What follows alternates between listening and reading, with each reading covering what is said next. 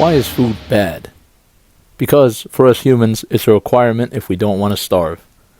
We go through the trouble of acquiring food, whether by hunting for it or going to the grocery store. But when we eat it, we are rewarded with both flavor and sustenance. In tabletop RPGs, like Dungeons and Dragons, the mechanics for food offer the struggle of acquiring without the reward to incentivize it. According to the player's handbook, a player character must consume at least 1 pound of food per day. The reward in this case being not getting levels of exhaustion. Many dungeon masters tend to hand-wave this rule to avoid the tedious task of buying food and remembering to eat it. Oftentimes, this is forgotten in favor of more exciting tasks, like combat and progressing the story forward. Because of a lack of reward, this mechanic becomes a chore that either leads to punishment or is completely forgotten about after the first session. This is a real shame, because sitting down to enjoy a meal is the perfect roleplay opportunity for players to learn more about each other's characters. It provides a moment of calm in the daily chaos that is adventuring. While we can't force players to sit down and pretend to eat non-existent food, we can come up with ways to incentivize them to make that decision for themselves.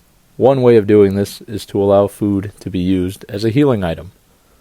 Picture this: after a hard-fought battle with a small phoenix, the party decides to take a short rest to replenish their health.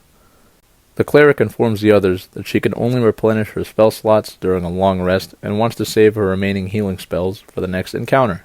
Hearing this, the elf paladin pulls out a large pot and starts boiling water. The other party members search their inventories for food and begin adding chicken, green onions, and mushrooms. The human fighter offers to add a donut to the soup, but is quickly convinced otherwise. After a few minutes, the soup is ready to serve. The party gathers around with their bowls and enjoys a hot meal together, planning their next course of action. After 10 minutes, each player who consumed the meal gains 1d8 hit points. The amount of healing provided by a cooked meal varies between dishes, but always takes 10 minutes to come into effect. This is so players can't start chugging soup in the middle of a boss fight. The chef feat also lets players make snacks for healing as well as prepare meals which provide additional healing on rests. This, however, requires you to already be healing with your hit dice, which can make the food feel redundant if you roll high on your hit dice and max out. Oftentimes, it just serves as insurance for your hit dice if you roll too low. This is the right idea, but lacks the depth of ingredient choice. We can remedy this by adding recipes with general ingredient requirements.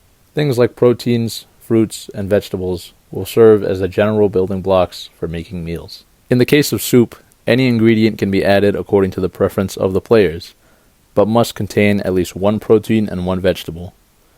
If these requirements are met, the soup will heal for 1d8. This is meant to be an easy meal to make, with results that vary because of its simplicity. For a more consistent form of healing, players can choose to prepare a lunchbox, which consists of 1 protein and 2 fruits or vegetables. This lunchbox will then heal 1d6 plus the wisdom modifier of the person who prepared it, which guarantees a fixed number on top of the d6. These general recipes help to keep the requirements simple and accessible while allowing the players to be creative with the ingredients they collect. For those craving more depth, we can take a page out of Dungeon Meshi by having monsters drop rare ingredients with special properties. The phoenix from earlier can drop a special chicken leg, which grants fire resistance when consumed as part of a meal. A dinosaur could drop meat that increases your movement speed by 5 feet for an hour. A mutated man-bat could drop... Wait, hold on, maybe we shouldn't eat one of those. But the point being that you can assign these properties to creatures in your campaigns as an additional reward for players. These methods now encourage players to search for things like chicken and potatoes when they visit shops and towns. And the best part is that it's completely optional.